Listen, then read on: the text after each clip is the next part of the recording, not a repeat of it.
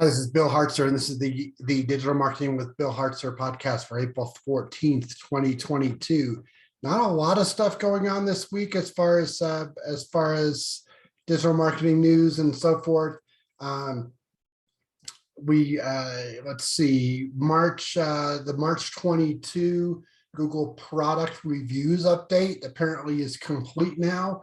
And if you do anything with Google products, let's see, looking at some other news. It is a fairly short week. It is, if you celebrate Easter, it's going to be the Easter weekend. So this is Thursday. I know that I've decided to not work tomorrow on Friday. Normally I do. For the past several years I have. So this year I just figured that it's time to take a break for an extra day. So so there hasn't been a lot of news. But what is also interesting is that Google's John Mueller has come out, and he was actually and said he was asked for advice on how somebody can help their clients rank get in the featured snippet section and get a featured snippet. And of course, John Mueller responded that there's no technical method for achieving that. But based on my own experience, I can offer that I do believe that you do need to get in, let's say, on the first page of results for that particular keyword. There are certain keywords and search queries that do have featured snippets. Then there's others that, based on the search intent, there's not going to be a featured snippet.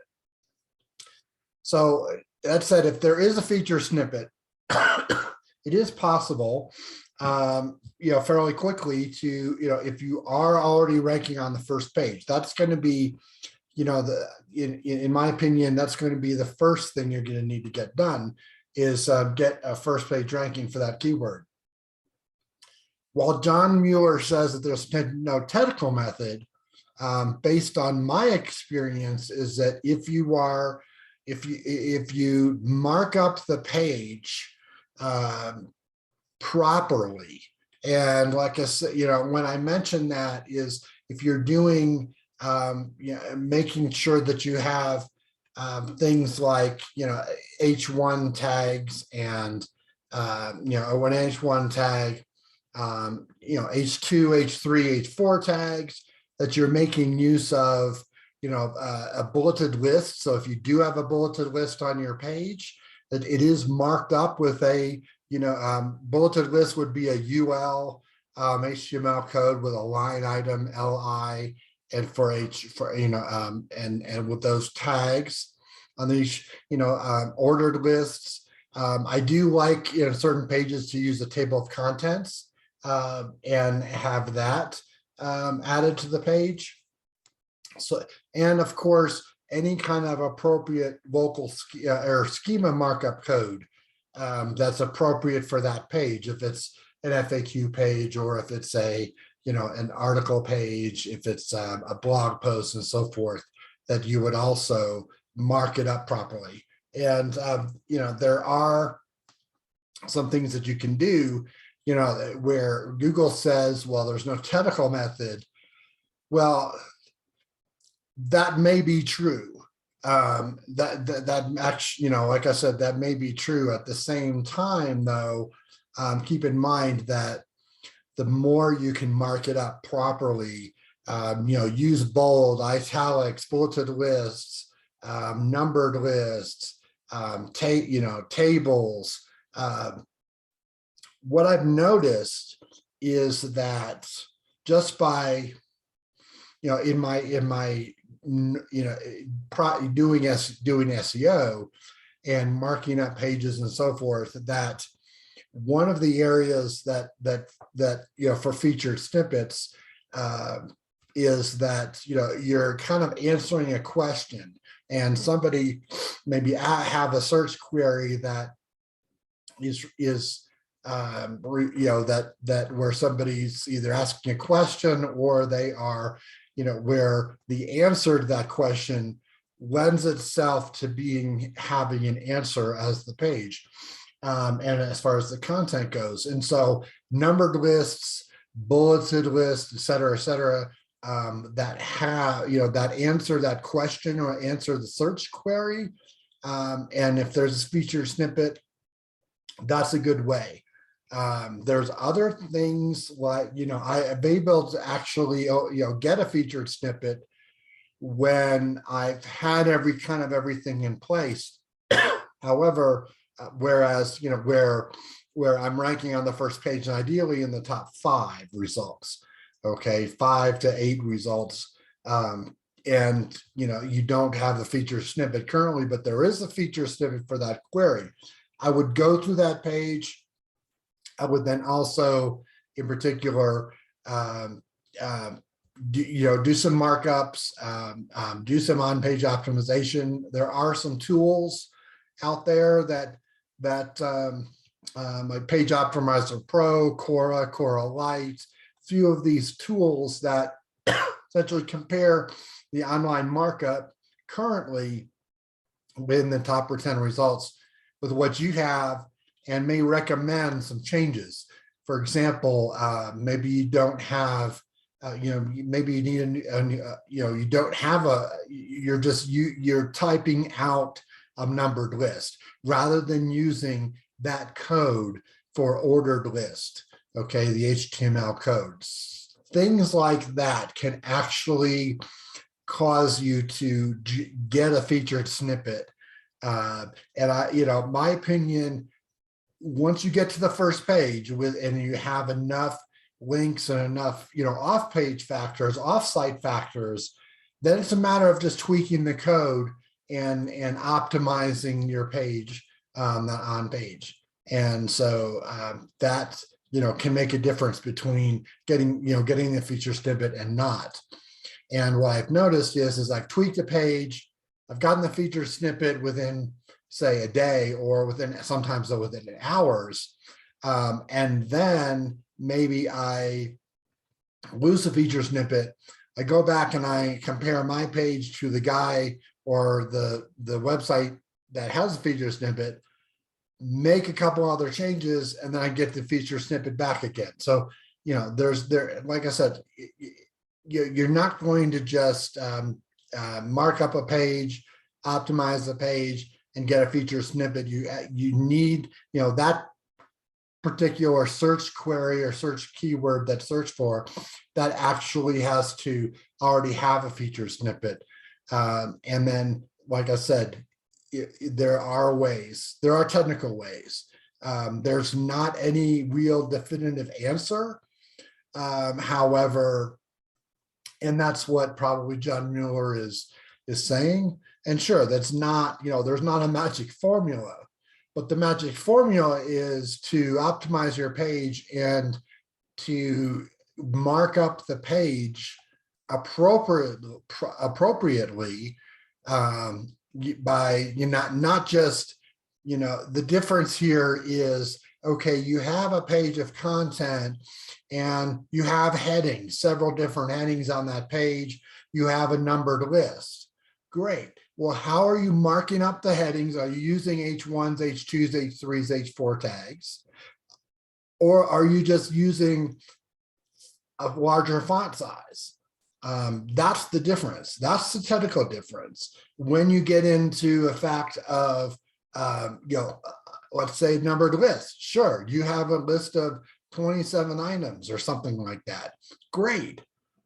Did you type in, the number one dot and whatever and 2 dot whatever, or are you using, very specifically, are you using the HTML markup code for ordered list, which is caret symbol, OL, caret symbol, and then, a line item, LI, or caret symbol, LI, caret symbol, item, and then, caret symbol / LI, caret symbol, and then, and you list your items out. and then, at the end have a slash, or, caret symbol /OL to end the list. Okay. That's the difference. As far as optimization goes, any page that is not, that is typing out the numbers in an ordered list, for example, any page that's not using the proper HTML code for ordered list or bulleted list, you got to, you've got to convert that over. And that's going to, those are the things technically that are going to allow, going to help you. Like I said, there's not any definitive formula, but the formula is look and see who's there now, look at the results, okay, and compare the code of your page. Have you marked it? How you haven't marked it up, and then compare that with the person who has a feature snippet. And so there's obviously something, if you're already in the top 5 or 10 results, there's obviously some on-page tweaks that you can do to gain that feature snippet. You can get it all, you can do that. Okay, so moving on. Like I said, it's been a short week. There's not a lot of, I'm looking at some notes. So one of my articles that honestly that I wrote several years ago, I believe it was around 2017, about things that you can do for local SEO. I wrote that back in for Search Engine Journal around 2017 or so. I went back and edited and kind of updated it for 2022. That article was published again. The updated article was published again, and it's in Search Engine Journal, and it's 50+ business building local SEO tactics for small and medium-sized businesses. Okay. So basically there's things that you can do, not only just, go and get a Google list, Google business profile listing and filling that out and so forth, schema markup code on your site, some basic things. Okay.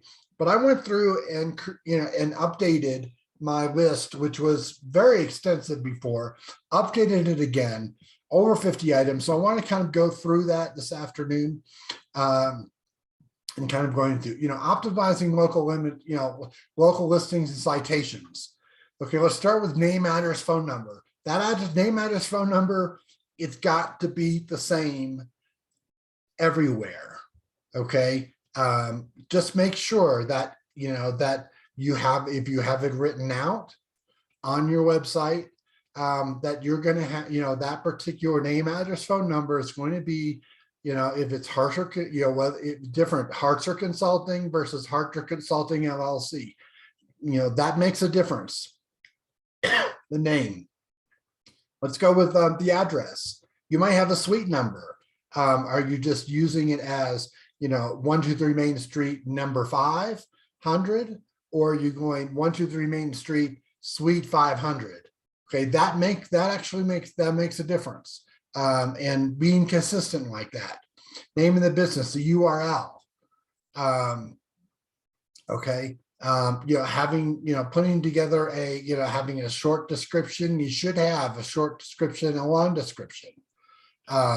You should be looking at the category, the categories of your business.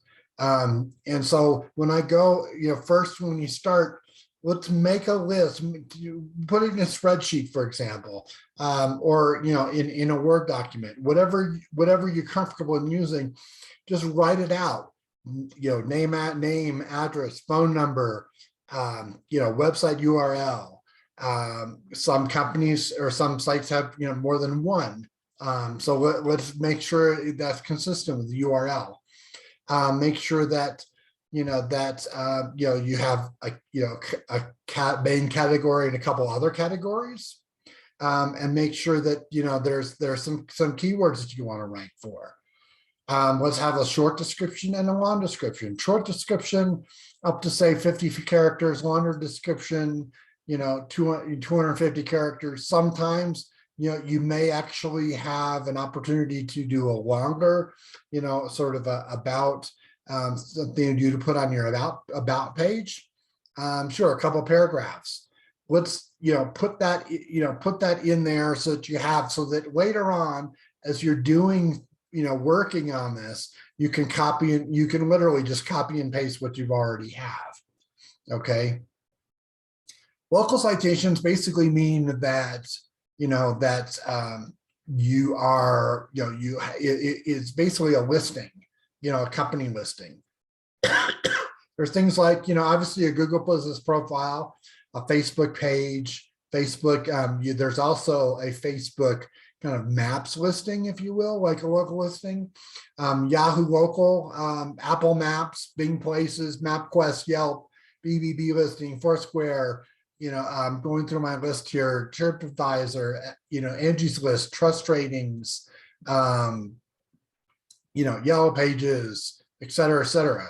You want to have those, those top listings, okay? And make, again, name, address, phone number needs to be consistent. Sites like Bright Local has a list of top local citations, for the U.S. There are other listings for other companies or other countries rather, but that's one place to start. Make sure you have, get those listings. There are some services. That like Advice Local and Yext and Bright Local that you can give them your name, address, phone number, category, and give the, and URL and so forth and descriptions. And they will actually get those listings for you. Those are paid services. There's a couple major places where you want we call them aggregators. Data Axle, which we used to be Info Group, Axiom, and Localese. Those basically are the aggregators. So once you get your listing there, then those databases will essentially get your name, address, phone number, description, URL, so forth, distributed out there on a lot of sites. So some of those are paid, some are not. So let's see, let's see, going through, there are I mentioned the services. Bright Local, Miles Local, Yext, Advice Locals, SEM Rush has a listing management tool, White Spark and Synup, SYNUP. Those are just some of them. Like I said, they will get you the listings. Reviews. Obviously, I'm getting reviews of your local business and responding to those reviews. So basically, you have a customer and ask them to leave you a Google review. Just remind them. And obviously people do leave reviews and so forth. And it is actually a good strategy to respond to each one of those reviews. Okay, moving on, some other ideas. So one of, obviously with reviews, designate one or two, employees to read and respond, encourage reviews. Let's see. You can obviously put a review form on your site. So, that's another thing you can do. So let people fill out that form that goes to you. And then if it's a good review, then, you could use that as content on your site. So hopefully, that can help. Let's see, there's a couple of ways to optimizing your local website. So if you have, you have your website, you may want to optimize for near me search queries. Create a separate page for, and use near me in the title tag if it's appropriate. That, it may not be totally appropriate for your business, but there's also, one of the ideas is to be a local content machine. And what I'm saying is that, pick your little area, pick your area. If you are a restaurant, then, make updates on your Google Business profile listing, add a blog, talk about local things to do in the area. and if you're a hotel, for example, then you do have a website. One area would be actually to go through and start, on a regular basis, talk about other restaurants in the area. What are the best pizza places? What are the best, the different, if you're into art, what are what are the best art galleries in the area? Those types of posts. What will happen is people actually are going to your city. If you're a hotel, then, or boutique hotel, etc., then you have that content. People will be looking for those types of things. Add a webcam to your site. People like to visit the area, they will look at the webcam to see what's going on. They'll search for webcams in the area, etc. Some more ideas. So let's see, I'm going through, this post, it's out of search in journal today. And one of the other options, you're a local business. Well, you could actually buy a local website or a blog. And reason why you want to do that is that if that particular blog is established, you want to continue it, and hire the current the person's, if you're in Dallas, for example, and there's a Dallas blog that somebody has been writing for a while, you may want to purchase their blog on their site, and then just hire them to continue to post on it. And you can be the primary sponsor of that. You just get a lot more visibility that way. Another thing is, local links from other websites, other local businesses, partnering. If you're a restaurant, then go to some local art galleries, and talk to them about trading, essentially trading links and ideas that make a deal where somebody pays to go to the local art museum or something like that, or a local attraction.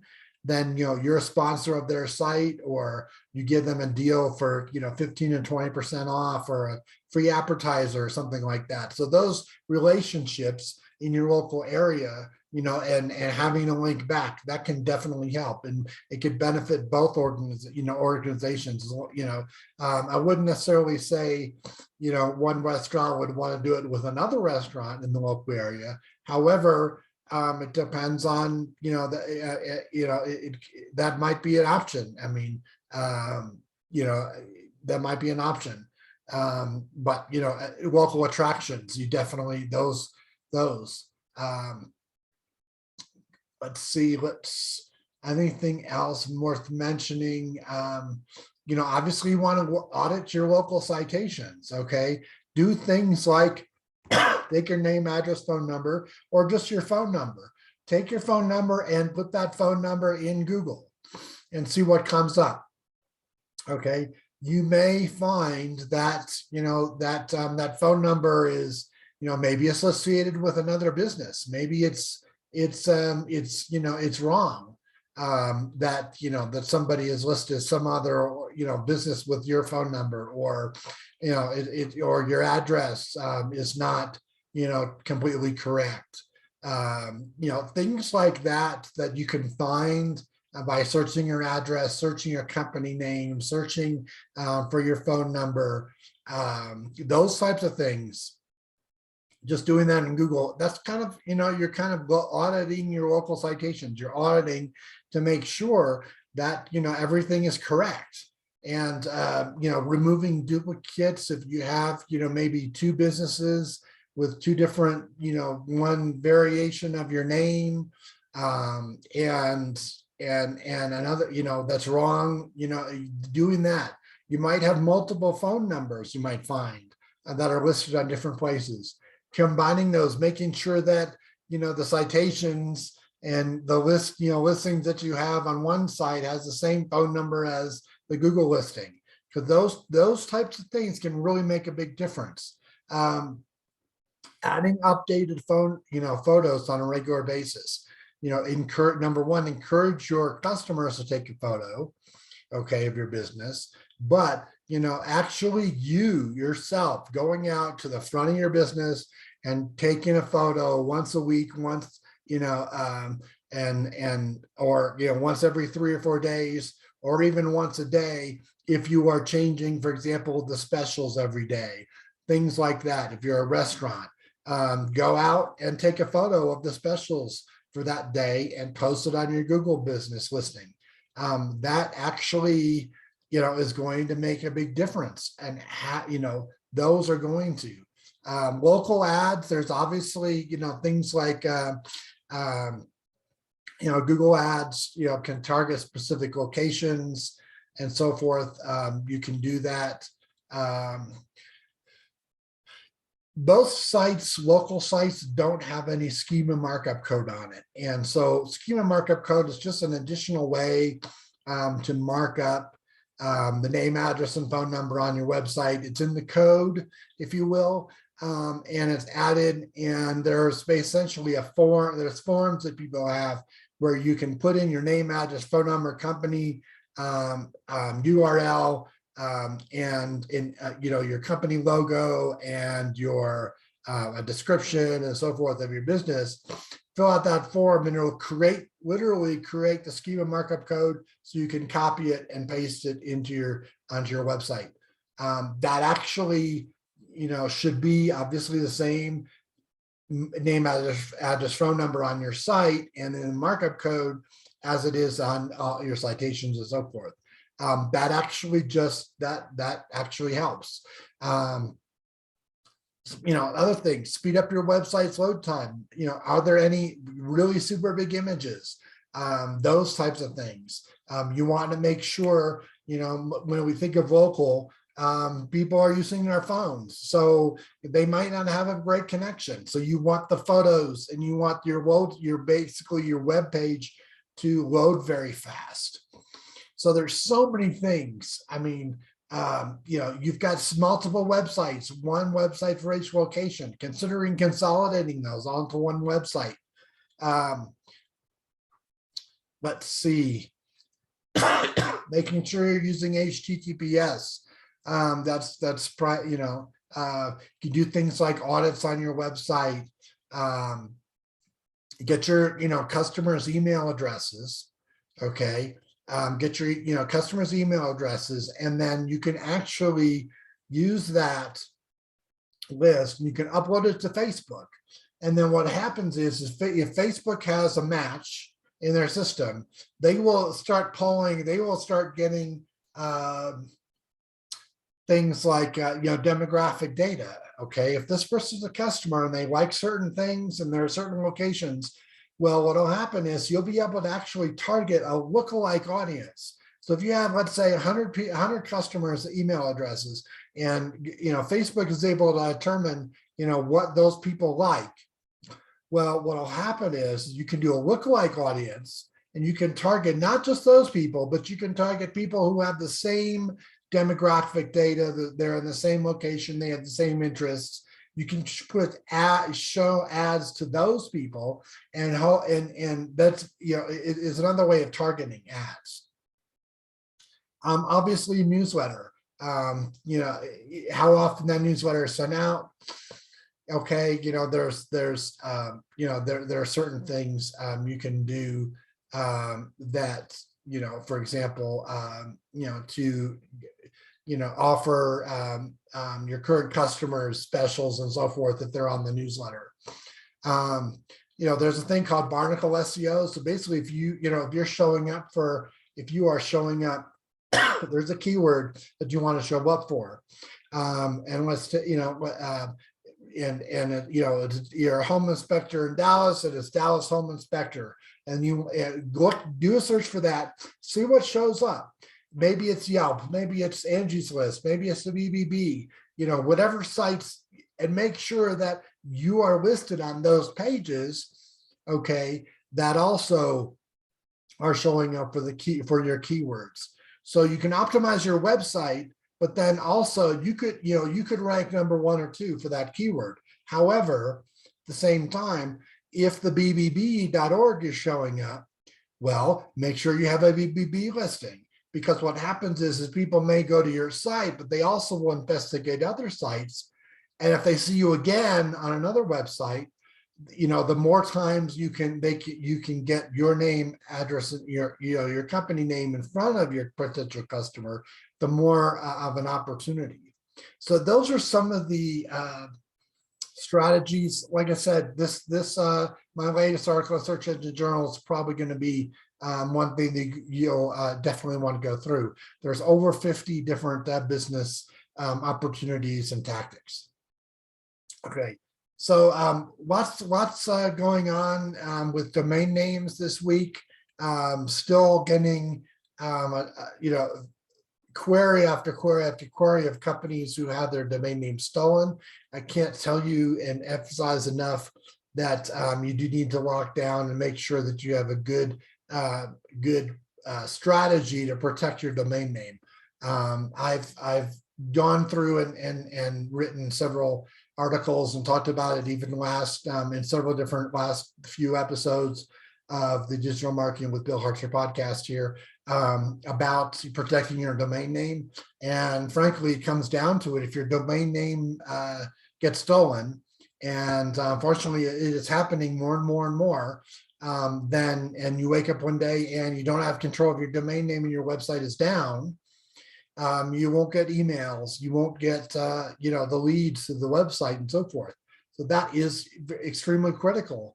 We're spending time over and over again, locking down our website, making sure our website's not hacked. What about our domain name? Okay, that's definitely going to be something that you need to watch out for. So we're just at about out of time. Actually, I am over for a few minutes. 2 minutes over my normal time, but hopefully this episode of the Digital Marketing with Bill Hartzer podcast has been helpful to you. If you do have any questions, then feel free to get in touch with me.